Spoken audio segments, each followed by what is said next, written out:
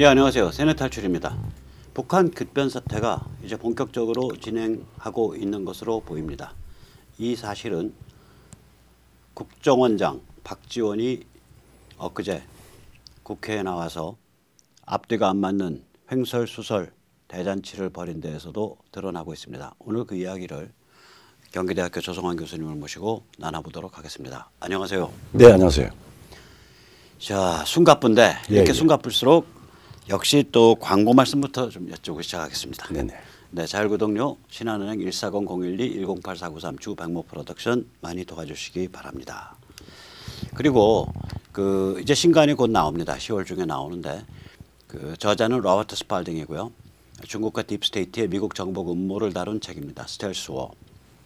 지금 주문해 주시면 백모가 한 분 한 분께 정성스럽게 서명해서 보내도록 하겠습니다. 자, 우리가 이거 북한이 이미 체제가 상당히 성격이 달라졌다는 얘기를 아마 세계 최초로 그 성격 규정을 해서 밝혀드린 게 6월 중하순이거든요. 한 2달쯤 됐습니다. 예, 두 달 꽉 찼죠. 예, 꽉 찼죠. 예. 그때 저희가 북한은 지금 무신 정권 시대라 그랬어요. 예, 예. 저 이제 그 유튜브 썸네일은 저 혼자서 한 건데 사실은 저 유튜브 썸네일 나오기 전에 저 유튜브 꼭지 나오기 전에 바로 직전에 우리 조 교수님께서 그걸 짚어주셨죠. 예, 예. 그냥 간단히 한 문장으로 말하면 무슨 얘기입니까? 그때 짚어줬던 얘기가. 그때 이제 럼프형 좀 천천히 갑시다. 그때 이제 그렇죠. 평양의 내용이 네네. 그때 한참 저기 우리 저 개성공단 연락사무소 막 폭파하고 네네. 김영철이가 뒤에서 얼렁거리고 네, 그다음에 이제 문재인을 디스하고 소대가리 그다음에 평양의 노동신문에 어떤 일이든 일어날 수 있다라고 하는 그 수수께끼 같은 아니면은 하나의 그 결정적인 단서를 남겨서 같이 봤죠. 우리 김영철이가 어땠고 그다음에 리병철 얘기, 김영철 얘기 그때 다 했죠. 그다음에 그때 한 5년 전으로 해서 북한의 군이 어떻게 변하고 있는 걸 우리가 추적을 했고 그다음에 한 1년 동안 소위 말하자면은 저 김정은의 그 뭐 미국에서는 그걸 이 불능 상태. 뭐 저는 뭐 오리무중이라도 이야기를 해보기도 하고 뭐 이런 식으로 이야기를 했죠. 그래서 상황이 지금 보이는 것보다는 훨씬 더 어떤 변화 상황으로 상황이 정비가 되어가고 있다라고 하는 것들을 좀 대담한 가설로 설명을 한. 그때 한 2달 전에 말씀드렸는데 그것이 이제 박지원의 입을 통해서 사실은 거의 확인이 된 거예요. 그렇죠, 확인된 거죠. 그런데 이제 이게 박지원 같은 사람은 이걸 이제 북의 체제 변경 혹은 체제 붕괴가 본격 시작됐다 이렇게 말을 못 하잖아요. 못 하죠. 그 사람들 머릿속에서는 그런 식으로 개념이 명징하게 정리될 수 없는 머리 아니에요. 그렇죠. 그러니까 지 머리가 뒤죽박죽이니까 하는 말도 횡설수설 아닙니까? 이렇게 횡설수설 하는 증상이 있지 않아요, 이게? 그게 소련만 하기 전에 그 이제 모든 게 뒤죽박죽이 되어 있습니다. 권력도 그렇고 경제, 체제 모든 게 다 뒤죽박죽이 되니까 이거 오래 못 가겠구나 이렇게 하면서 그 현상 하나에 대해서 그 소위 말하자면 이제 특권층에 있는 맡겨나는 자들 그다음에 거기에 대해서 상당히 회의적으로 이제 비판을 하고 있는 아주 이 조심스럽게 숨죽이면서 하는 지식인들이나 아니면은 그냥 아침에 저기 이 방 하나 털라고 줄 서고 하고 하는 일반 민중이든 직설적으로 체계적으로 이 딱 그 말하자면은 구조를 갖춘 이야기를 못 하고 그냥 현상에 대해서 횡설수설. 그러니까 두 문장을 하면 앞에 문장하고 뒷 문장이 전혀 다른. 그러니까 박지원이 그거 아니에요. 권력이 아니 지금 북한이 어떤 체제인데 권력이 넘어갔으면 넘어간 거고 안 넘어갔으면 안 넘어간 거지. 그렇죠. 권력이 이양중이고 반드시 뭐 물러난 거는 아니고 완전히 횡설수설 아니에요. 그래서 이양 그쪽에 북한 체제에서 이양이라는 게 있을 수가 있습니까? 총 놓으면 죽는 체제인데. 지난번에 한번 우리 박 대표님하고 이야기를 했는데 만약에 제일 처음에 아마 연말에 2월 달인가 뭐 당중앙이라는 게 한번 이야기가 됐을 때 당중앙 그때 4월 달이다. 저기 김정은이 그 저기 김여정 사망설 막 나왔을 때 그 2월달에 당중앙 이야기가 나와서 만약에 김여정이가 당중앙 그게 뭐 배우든 실세든 네. 그렇게 되면은 김정은이는 그때 이제 사망설이다, 뭐 네. 와병설이다, 뭐 네. 수술 뭐 이런 이야기인데 그러면은 당중앙이라는 이야기가 나왔는데 그게 이양이라고 이야기를 하면 그게 앞뒤가 안 맞아요. 김정은이는 예, 건강이 회복돼도 일어날 수 없는 상태가 되어버리는 겁니다. 예, 그렇죠. 예, 예. 그러니까 이게 횡설수설을 어저께 이제 박지원이가 막 하는데. 거기만 한 게 아니라. 그 전부터. 하태경 의원도 뭐 그래가지고 그 또. 하태경이 의원인 건 맞아? 뭐 하여튼 뭐 의원 맞죠. 죄송. 나 그게 참 그 인간 참 마음에 안 들어서. 거기도 뭐. 때리는. 이것도 이제 박지원을 네. 또 충분히 이해한다는 듯이 이야기하면서 이게 이상하다. 잘 네. 봐야 되겠다. 이런 이야기를 한 게 아니라 자기대로 가지고 있는 뭐 시나리오 몇 개를 이야기를 하면서 주섬주섬하지. 주섬주섬하고 형설수설을 했어요. 네. 그리고 또 거기만 했느냐? 조선일보 아침에 이렇게 쭉 보면은 사실은 막 적시를 했어요. 통치불능 이야기가 아니라 과도하게 무리해서 7년 동안에 친정을 해서 물에서 좀 쉬어야 되겠고 뭐 이런 이야기하고 그다음에 지금까지의 정책 실패에 대한 부담을 좀 덜기 위해서 동생하고 정책 실패 같으면 저기에서는 말하자면 숙청이 되거나 아니면 통제 강의를 강화하거나 이 둘 중에 하나를 해야 되는데 동생하고 책임을 나눈다? 이게 말이 되나요? 그러니까 이제 횡설수설하는데 이게 소련 망할 때도 이렇게 이제 그 체제에 관련된 자들이요. 그 민중이든 뭐 지식인이든 체제 핵심이든 지금 이제 말하자면 서울, 평양, 베이징은 동일 체제거든. 그렇죠. 사실은 이 체제에서 이제 그 관련된 자들이 이제 횡설수설하는 거 아니에요. 그렇죠. 그 소련 땐 그걸 뭐라고 불렀어요? 그 프랑스 사람들은 랑그드부아를 가지고. 랑그드부아. 랑이라는 건 내러티브란 소리 아니야. 뭐 그렇지. 영어 내러티브 그대로 번역하면 랭귀지인데 영어의 랭귀지랑 좀 뜻이 다르죠. 뜻이 다르죠. 내러티브, 그러니까 스토리. 스토리지. 스토리고 뭐 그냥 내뱉는 말. 행성소설. 행설수설이에요. 그러니까 부하라고 하는 나무거든. 그러니까 말잔치. 말잔치지 뭐. 행설수설이야. 부하가 나무의 숲이에요. 숲도 되고 나무도 되고 그렇죠. 우즈. 우즈도 되고 영어가 우즈가 두 개 다 숲이잖아요. 예. 자, 그래가지고 이제 우리가 이런 그 대담한 가설을 6월 20일경에 내놨을 때 저희가 한 7가지 이유가 있었어요. 그렇죠. 예. 그걸 하나씩 짚어보자고요. 짚어봅시다. 예. 예. 다시 한번. 예, 우선 첫 번째는 제가 짚으면은 이게 이제 북한 체제는 울트라 슈퍼 비밀 경찰이 있습니다. 그게 이름이 조직 지도부입니다. 그렇죠. 당은 죽었고, 예. 당은 제대로 집회를 안 한 지가 벌써 수십 년 돼요. 조직 지도부가 이게 울트라 비밀 슈퍼 경찰인데, 이 울트라 슈퍼 비밀 경찰을 이끄는 황병서가 2017년 말에 숙청됩니다. 예. 그리고 이 조직 지도부의 직접적 영향을 받는 조직 지도부가 꾸려가는 군의 양지가 있어요. 그렇죠. 그게 또 숙청되죠. 한번 말씀해 주시죠. 그러니까 18년 초에 총정치국이 숙청이 됩니다.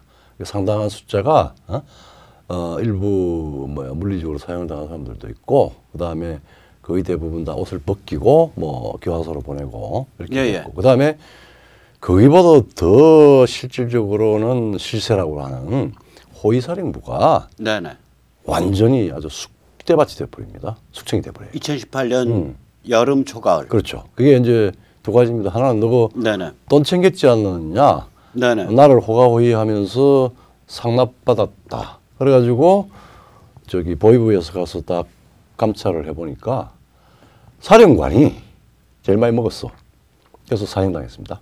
그러니까 이게 원래는 이게 성역이거든요. 인민군 총정치국하고 호위사령부는 아까 말씀드린 조직 지도부가 이끄는 데요. 동생교 교주의 일체입니다. 일체예요. 이게 그 양지 중에 양지인데 그렇죠. 거기가 연달아 숙청돼서 물갈이가 돼버려요. 누가 했느냐? 근데 이제 그러고 나서 김영철이 대남 라인을 완전히 장악하는 상태가 그렇죠. 그래서 저걸 하는 과정을 이렇게 역추적을 해보면은 김정일이가 2008년에 발탁을 아주 이제 주요 요직에 발탁을 해서 슬슬슬 천안함 사태도 일으키고 이랬다 했던 김영철이가 거의 풀파워를 가지고 저 숙청 과정을 뒤에서 지휘를 했어요. 그렇게 봐야 돼요. 예, 예. 그래서 근데 김영철이가 그러니까 정찰총국 가지고 있죠. 예. 그게 이제 미국 작업, 대남 작업하는 데거든요. 그렇죠. 통전부, 네, 그건 대남 작업하는 데거든. 네. 그다음에 폼페오 파트너 아니에요. 그렇죠. 그러니까 이제 무소불위의 권력을 갖게 된 게 아주 중요한 자리. 아주 중요한 자리. 그다음에 김정은이 활동 불능 상태에 들어간 게 올해 4월로 이제 저는 보는데 저희는 이거는 뭐 미상원 법사위원장 저 무서운 아저씨 린지 그레엄 예, 예. 그 아저씨가 김정은에 대해서 죽었거나 활동 불능 상태다. dead or incapacitated. 그러니까 라고 표현했었어요 그때. 작년 6월 30일 저기 판문점에서 트위터하고 45분 트럼프 만나고 난 뒤부터 그 다음부터는 이미지는 나오는데 말은 덩어리가 되어버렸습니다. 예, 극성이 안 나와요. 그 다음에 이제 김여정이 배우가 되거든요. 왜냐하면 이게 그 2019년 말에 이 당 중앙이라는 칭호를 받는데 잠깐 띄었죠.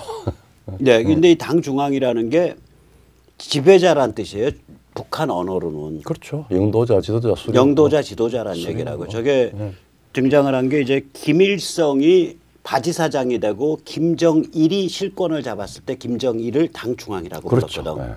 주석 수령 빼고. 근데 나이 30살에 어디 생긴 거 보면 뽕하는 여자 같이 생겼는데. 노을 전에 입이, 예. 이빨이, 예. 그거 하는 저기 그게 있어요. 그런 그 사람한테 저 칭호를 줄 수가 그 사람이 그런 정도 가파를 갖고 저 칭호에 맞는 업무를 할 수가 없는 거야. 그러니까 저기 공식식 하면 조직 지도부 제1부 부장인데. 그것도 20년 초부터예요. 그렇죠.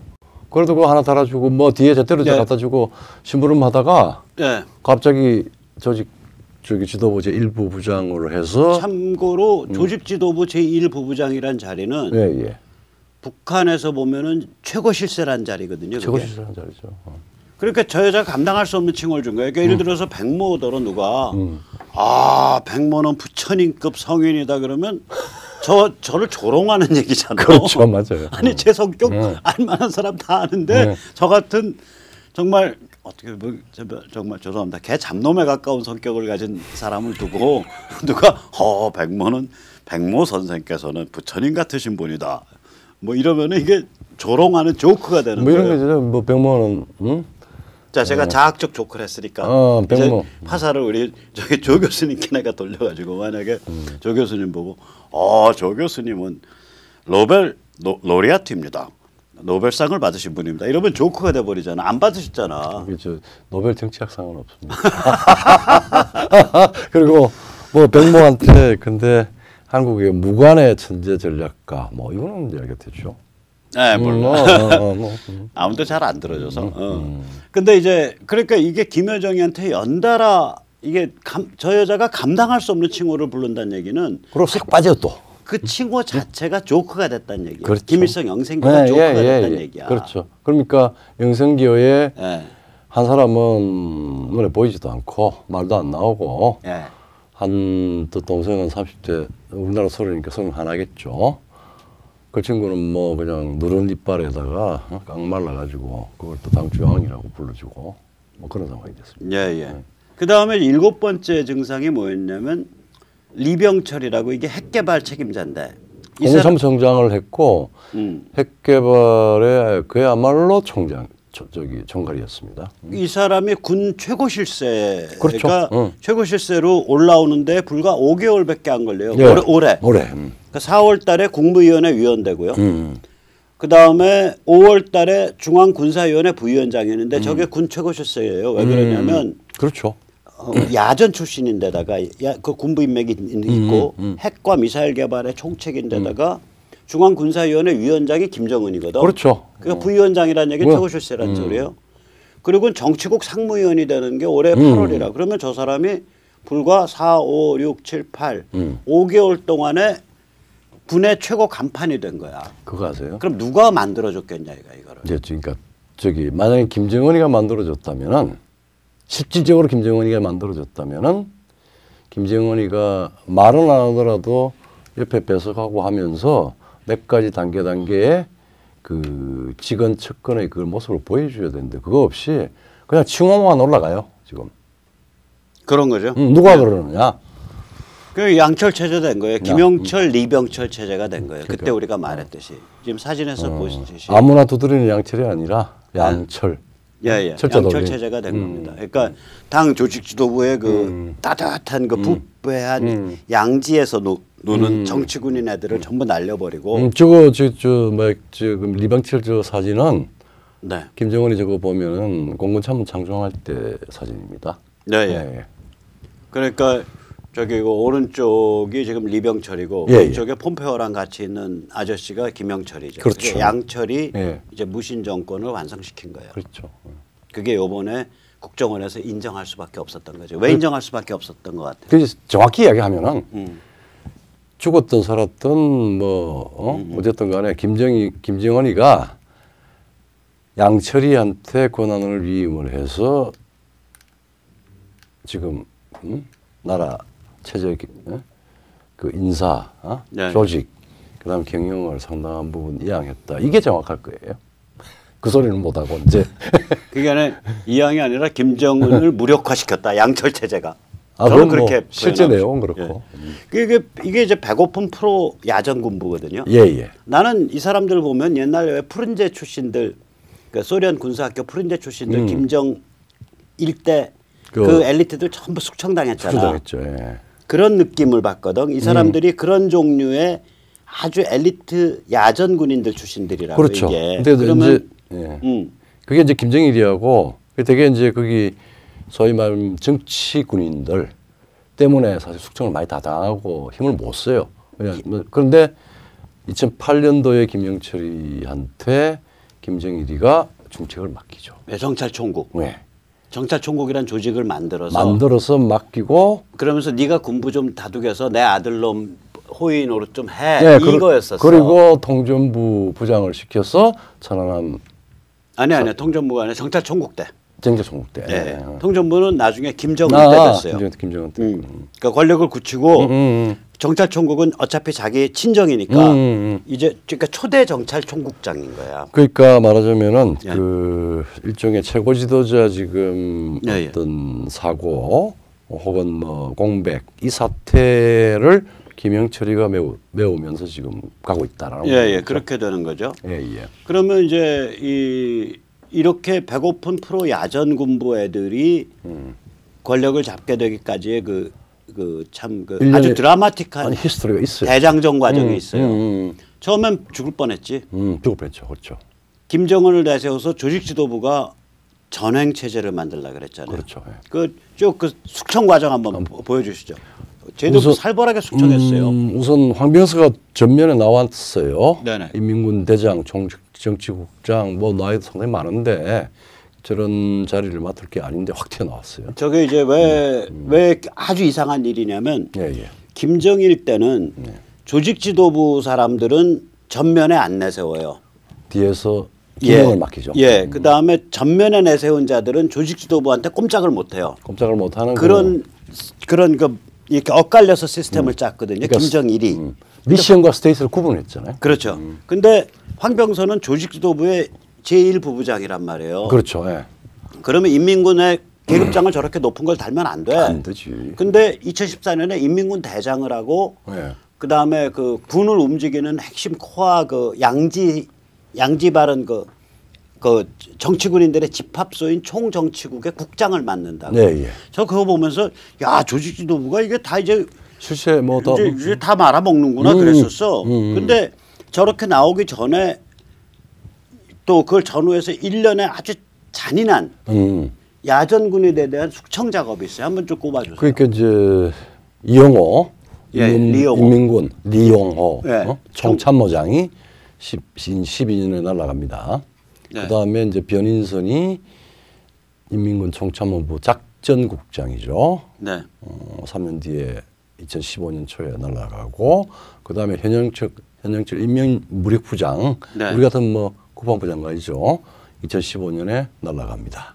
이게 뭐냐면은 이게 이제 조직 지도부가 군을 장악하려고 쫙 이제 그렇죠. 이제 그 저거 하는 거예요. 그러니까 말하자면은 그 빅가이들 중간중간에 군파벌의 중요한 축이 될 수 있는 사람들 다 날려버리죠. 다 날려버린 거예요. 그리고 장성택계 숙청도 저기서 했어요. 그것도 같이. 예. 그 대부분 저기에서 서로 좀 섞여 있으니까 그 장성택계의 연관이 되고 이제 표면상 그런 식으로 해서 숙청을 합니다. 예, 그 다음에 국가보위성 숙청도 저기서 했고. 그렇죠. 예. 그러니까 조직지도부가. 예, 그런데 기무 같은 역할이 군기무 역할이 그냥 다 없어져 버린 거죠. 김정남도 저기서 했고. 그렇겠죠. 예. 저기서 암살했고. 네. 그래서 그럼 우리가 보면 조직지도부의 그런 피크는 언제였어? 황병서 저기 숙청되기 직전이네. 2017년 여름 말. 그렇죠. 그럼 그게 문재인 586 집단의 피크랑 정확히 일치해. 정확히 일치하죠. 문팔육 보면은 좀 안타까운 게 아니 조직지도부라는 막강한 파트너가 없어졌는데 어쩌시려고 그러시냐.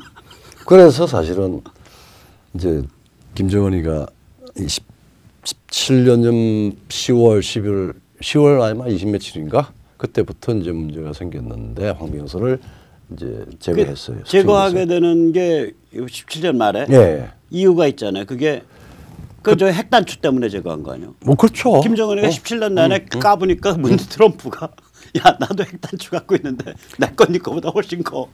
그때 이미 저기 뭐야 그 대함대가 와 있었고 그다음에 11월 중순부터 12월 중순까지 한 달 동안 뭘 했느냐면은 한미 비질런스 훈련으로 이야기가 되는데 사실은 유엔 사령부 훈련 전체가 됐고 정말 어마무시합니다. 왜냐하면 그때 항모전단만 3개인가 오지 않았나? 항모전단이 세 개 왔고 그 다음에 마지막 그 전에 그때 한참 위기가 고조돼 있으니까 뭐 2번, 3번씩 막 계속 왔다 갔다 하면서 들어왔다가 빠지고 했는데 그때 비질런스를 백업을 하는 게 왜냐하면 들어온 이제 비행기들이라고 하는 게 항모를 통해서 왔다 갔다 하는데 그 이동 그러니까 비행기를 이동해서 지근거리에 말하자면 배치를 해놓고 하는데 한반도 상공에 270대의 초고성능 비행기가 떴습니다. 그때 랩터만 몇 대 들어왔어? 10대가 넘었습니다. F-22 랩터만. 그럼 그때 B1B도 많이 들어왔겠네.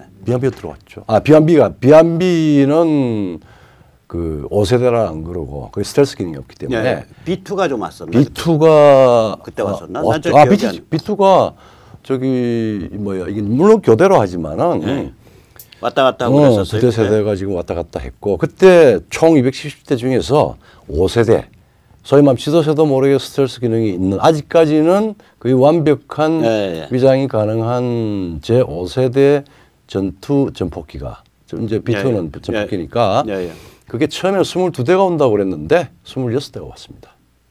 그거 아작을 내겠다고 이제 근육을 힘을 보여준 거죠. 그때 2017년 말에 비질런스 한미 유엔사 합동 군사 훈련이 그때가 이제 막 그 저기 계속 트럼프는 분노와 화염을 막 이럴 때거든요.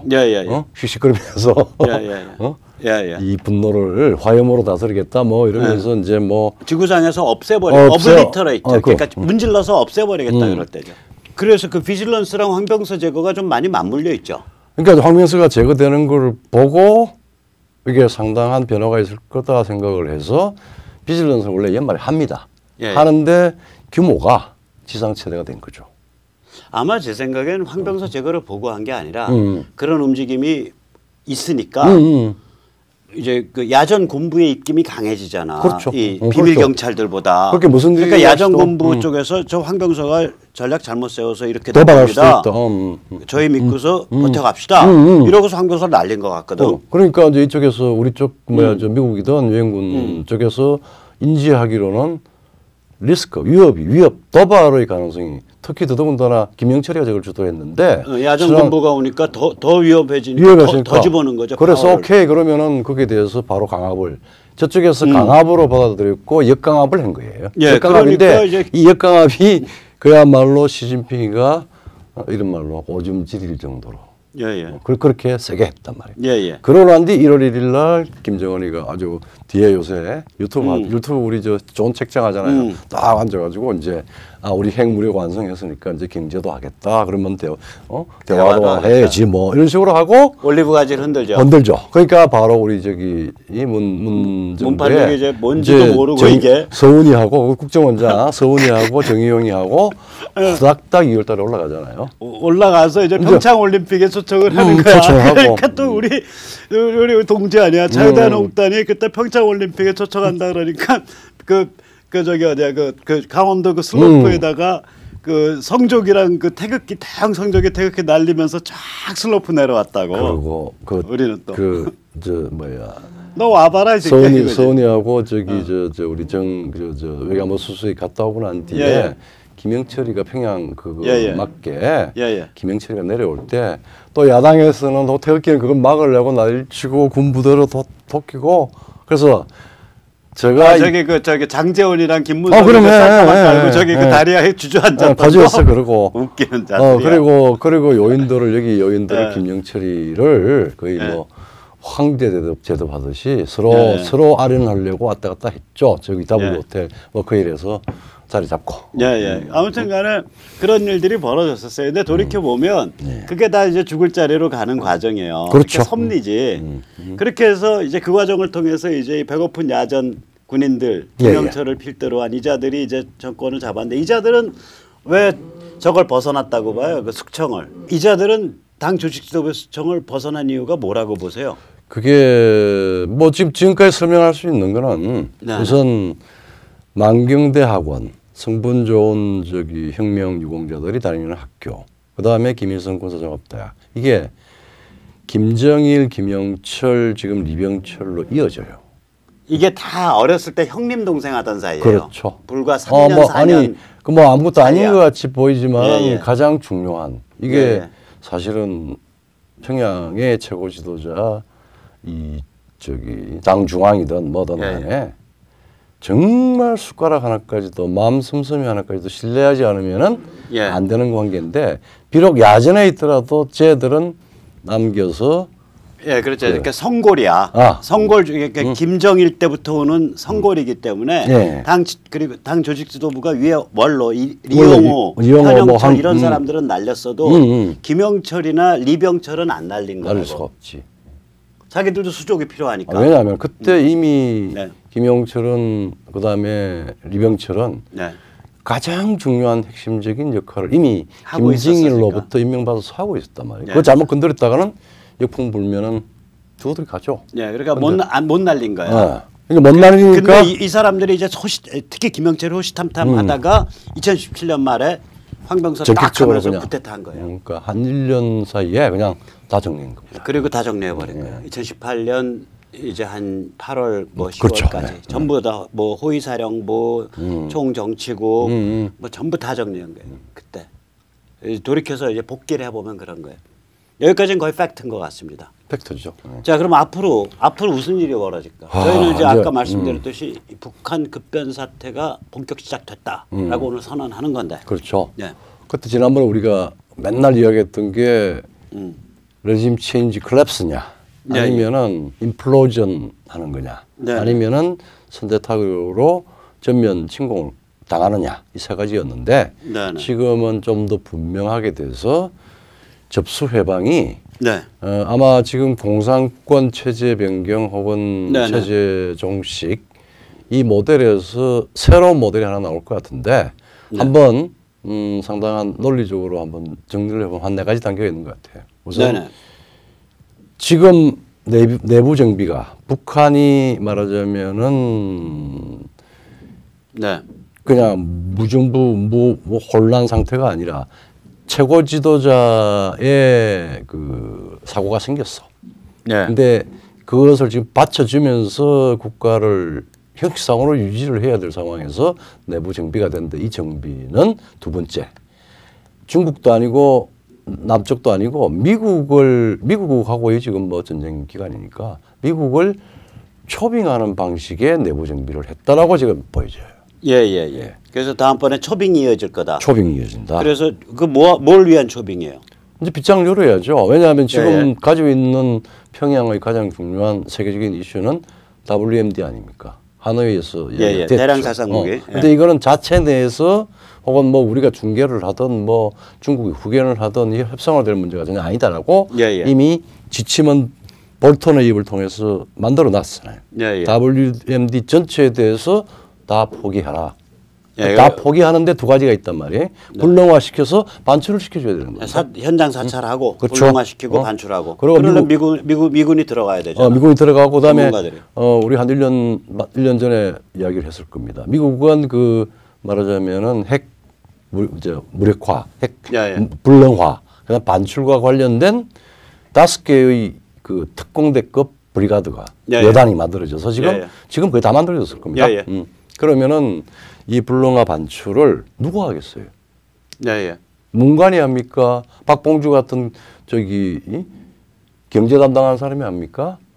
핵을 개발하는 사람이 할 수 있어요. 북한 애들이 적극 협조하는 거라고. 그렇죠. 그러니까 초빙이에요. 초빙이에요. 자, 그럼 정비다 하면 초빙 단계 올 거다. 언제가 올지 모르지만 온다. 그 다음에는. 그러면 사실은 이제 그 단계 다음은 양도를 하는 거죠. WMD라고 하는 가장 목전에 있는 위험성 그 무기를 양도하고 그다음에는 그 자체는 아마 미국이 그 양도 협조에 대해서 자 그러면 너 중국같이 집단지도 체제 해봐라고 허용할 리 만무하고 김영철이나 누가 그걸 주도했던 팀들이 미국이 립 서비스로 야 잘하면 해봐라고 지금 우리 시간이 좀 필요하니까 그렇게 하더라도 그 받을 수 없을 거예요.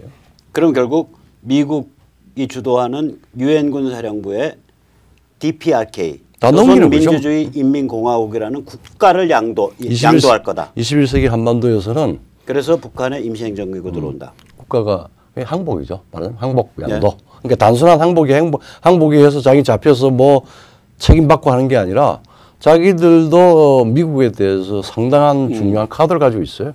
뭐 협상하겠죠. 그러면은 양도하고 보장 받고 재산 보장 받고.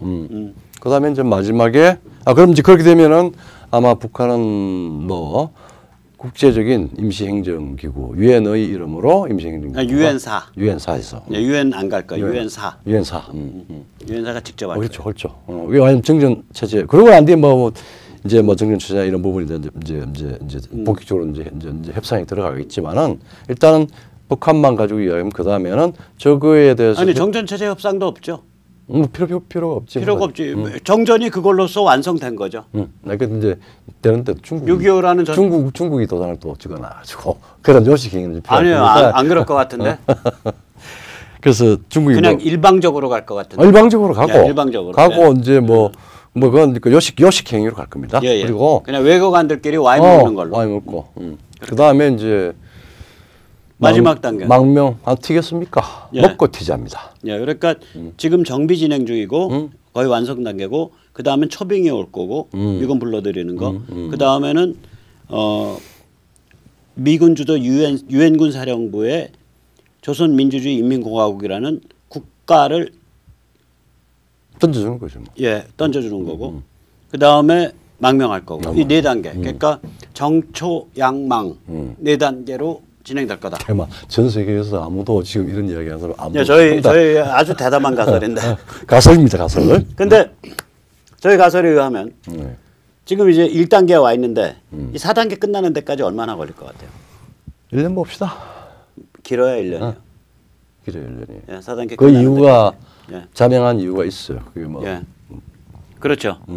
그럼 이런 식으로 4단계를 간다 그럴 때 이제 강력한 반론이 두 개가 있습니다. 아직까지 이 관성으로 생각하거나 아니면 상황이 부족하거나 아니면 이해관계 때문에 이야기를 못하는 건데 첫째는 이게 이제 북한이 실질적으로 실질 권력이 바뀌었다라고 하면은 미국하고 짬짬이 그래 오케이 미국 인바이트 해가지고 미국으로부터 지분을 인정을 받고 후원을 받아서 뭐 독재든 뭐든 간에 자기들이 권력을 집단지도 체제로 군부 실세 중심으로 하겠다.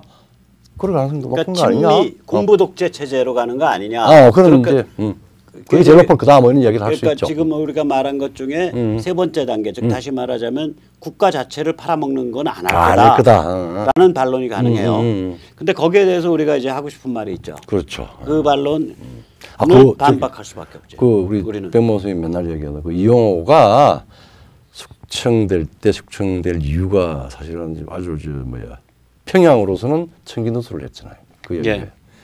그 리용호가 이제 야전 군부의 최고 어른인데 얘들이 조직 지도부에 그 조직 지도부에 찍혀서 이 리용호를 타겟해서 리용호를 숙청했단 말이에요. 잔인하게. 그때 숙청의 이유가 뭐냐? 리용호 이런 말을 했다 그래요. 장군님이 개혁 개방을 몰라서 안 했겠을까? 그랬다가 그러니까 이거 뭐냐면 그때 이제 저 누구야? 김정은이가 개혁 개방 간다 그러니까 리용호가 야 우리 개혁 개방 가면 우리 거덜나는 거야. 이 체제는 개혁 개방 할 수 있는 체제가 아니야.라고 말했단 말이에요.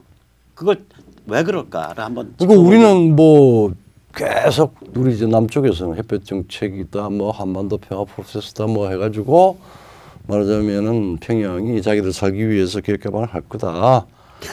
그리고 왜 못할까, 뭐 이런 식으로 이제 뭐 왜 안 하는 거, 왜 못 하는 거, 사실 안 하는 거였는데. 네. 못할까가 아니라 안 하는 거였습니다. 하면은 바로 극단적으로는 차우체스쿠 꼴이 날 수 있다는 걸 너무나 잘 알고 있었기 때문에 그랬고 만약에 왜 개혁 개방을 안 했을까라고 하는 북한 인민들이 저 소문이 퍼지면은 이 알아요 인민들이. 아는데 최고 고위직에 있는 특권층이 저 이야기를 하면은 아이씨 개혁 개방해가지고 잘 살 수 있는 건데. 있었는데 왜 안 했을까? 그러면은 지 살기 위해서 그냥 안 한 거다. 인민들은 사지에 몰아넣고 이런 두 가지 서로 다른 이야기가 나올 수 있으니까 굉장히 위험한 발언이죠. 그래서 리용호로 숙청했는데 저게 진실을 담고 있다고요. 그렇죠. 뭐냐면은 대한민국이라는 존재가 있기 때문에 조금이라도 개혁 개방되면 그 깊이, 속도, 범위가 걷잡을 수가 없어요. 그렇죠. 이걸 배고픈 야전 애들은 냉정하게 보고 있다고. 그렇죠. 그 얘기 뭐냐? 아니 미군 불러들여가지고 WMD 다 넘겨주고 개혁 개방 가는데 자기들이 군부 독재 체제를 대한민국이라는 모델이 저 휴전선 남쪽에 존재하는데 군부 독재 체제를 유지할 수 있다라고 판단한다면 걔들은 IQ가 2자리 이하라는 소리인데 천만에요. 걔들 IQ가 평균 IQ 150 이상 되는 애들이거든. 140. 그렇죠. 그러니까 그 mond도관에서 살아남은 애들이거든. 그렇죠. 그러니까 걔들 그런 헛생각 안 한다. 안 하죠. 안 하고 그냥 딱 깨끗하게 정리하고 현찰 딱 받고 그다음에 반인류 범죄 소추 그 면제 딱 받고 튀는 거야. 미국 망명권 받고. 걔들은 그걸 알고 있단 말이에요. 자기가 한 행동은 국가를 팔은 건데 양도를 한 건데 그 결과는 북한 인민이 해방하는 거 아니에요. 그러니까 생각 안 하겠어요? 그 해방 위에 다시 거기에다가 군부 독재 덮어 씌운다? 불가. 그걸 안다고요. 그러니까 얘들은 앞으로 저의 꿈은 뭐냐? 뉴욕 트럼프 타워 근처에 분명히 김영철과 리병철이 살게 될 겁니다. 혹은 플로리다에. 플로리다 탐파에. 나는 김영철이 운영하는 그 조그만 중형급 요트 같이 타서 와인 한 잔 먹는 게 같이 꿈인데. 맥주나. 김영철 선생님 부탁드립니다. 예약이요. 백모 예약합니다. 네. 그다음에 이제 중국에 대한 뭐 하태경이다 이런 식으로 많이 이야기를 하는데 중국이 가만 안 있을 거다. 뭐 중국이 가만 안 있다. 그다음에 뭐 우리 저기 많은 전문가들도 그 이야기를 해요. 아직까지 뭐 그래도 평양은 중국과 중국 나발인데 중국이 절대 그 완충 지역 혹은 방패를 포기하지 않을 거다. 개입할 거다. 그리고 뭐 오바마 말기만 하더라도 뭐 여러 가지 이제 그 문제가 북한에 불안한 문제가 생겨서 저 북부군부에 그 병력을 전부 이쪽 장바이산 남만도 쪽으로 다 옮겨서 배치를 하고 뭐 이런 거다. 그게 이제 평양이 콜랩스 레짐 체인지를 하면은 엄청난 대량 탈북이 있으니까 관리해야 된다. 뭐 이런 식으로 이야기하고 또 여차하면 들어가야 된다. 그리고 미 상원에까지 가서 중국 그 전문가가 200km까지 평양선까지는 이거는 우리가 양보할 수 없는 군사 개입선이다 이런 이야기가 됐어요. 이제 근데 이제 그런 걸 들어가지고 가만히 있지 않을 거라고 그러는데 그 사이에 세상이 표변한 거 아닙니까? 완전히 바뀌었죠. 네. 예. 한번 바뀐 걸 한번 쭉 한번. 야, 뭐 지금 뭐 이제 중국은 디커플링으로부터 시작을 해서 국제적 고립, 이 국제적 고립이 중국 공산당에 대한 부분도 있지만은 이 코로나 바이러스 사태 때문에 전 세계의 모든 그 많은 사람들이 네. 중국에 대한 혐오증의 정도가 네네. 70, 80까지 올라와 있습니다. 네. 뭐 우리나라 좀 다르지만 그리고 경제는 뭐 이미 파산했어요. 이미 파산했죠. 아니 우리나라 공기 좋은 거 보면 알잖아. 그래서 이제 중국 경제가 파산해서 멈추니까 싸구려 그 석탄 떼서 하는 전기를 안 만드니까 대한민국 공기가 좋아지죠. 저렇게 파산하면은 세계 경제나 다른 국가에 대해서 위협도 못 해요. 그렇게 되죠. 야, 우리 망하면 너도 같이 죽어라는 소리는 다 끝난 거야. 이게 디카플링도 안 되고 엄마하고 할 때 이 말하면 블라핑하는 말하면 예. 이제 위협하는 수준인데 지금은 현실적으로 이거 말하면 해체가 거의 되어가는 해체가 거의 됐죠. 그런 상황이고 금융, 산업, 무역 뭐 등등등 그리고 이제 중국에서 어떤 방식으로 경제적인 파국을 피할 것인가 지금 발권 늘어가지고 주고 그 문제 때문에 요번에 베이다이 허에서 저기 리크창하고 시진핑하고 단파 싸웠어요. 네, 예. 결론은 안 났고. 그러니까 중국이 여기 지금 잘못 개입했다가는 한반도에 미국의 저런 구도에 개입하고 들어오면 미국이 당장 에너지하고 저거부터 끊는단 말이에요. 돈. 에너지, 금융. 그다음에 식량. 바로 끊죠. 네. 그러면은 지금 뭐 서로 토의하면서 노선 경쟁하면서 할 시간도 없어집니다. 식량도요 이렇게 끊는 거거든. 그게 이제 그 다 굶어 죽게 끊는 게 아니라 인구 대비 칼로리 계산해서 옥수수 몇 톤 이상 못 들어가, 밀 몇 톤 이상 못 그렇죠. 들어가, 쌀 몇 톤 이상 못 들어가, 콩 몇 톤 이상 못 들어가 이렇게 되면 중국의 식탁에서 닭고기랑 돼지고기가 다 없어지는 거야. 지금 뭐 우리도 좀 걱정해야 되지만 지금 연일 피고 또 온다는 거 아닙니까? 네, 그러니까 샤샤가 지금 무너지냐 마느냐 정도로 되니까 네. 자체 내에서 작업할 수 있는 식량도 지금 완전히 물에 다 잠겼죠. 없는 건데 그러면은 그걸 만약에 잘 사는 놈들이 닭고기 돼지고기 먹겠다고 고집 부리게 되면 이제 밑에서 굶어 죽게 되는 거예요. 근데 저희 푸드 프로그램으로 계산을 해보면 충분한 식량이 들어갔어. 단 돼지와 닭을 키우지 않는다면 충분한 식량이 들어간 거예요. 그렇죠. 단 콩이나 뭐 콩 관련된 거를 사료로 안 줬다면은 충분한 식량이 들어간 거야. 이제 그렇게 되는 거죠. 그것도 키워서 그것도 확 위축이 될 거고. 예, 그러니까 그다음에 이제 밖에서 들어가는 동물성 여러 가지 고기나 밑 정도나 이런 것들도 수입을 해야 되는데 달러 자꾸 마르지. 그다음에 이쪽에서 이제 수출하는 물량 자꾸 이제 막 인당 뭐 이렇게 계산해서 주지. 골치 아프죠. 거기다 홍콩, 대만, 신장도 코가 석자고. 코가 석자죠. 그다음에 이제 내부 권력 투쟁 본격화됐고. 이번에 저기 베이다허 지난번에 아무 결론 없이 나오는데 아마 그 리커창하고 시진핑이가 자기 입장만 밝혔던 것 같아요.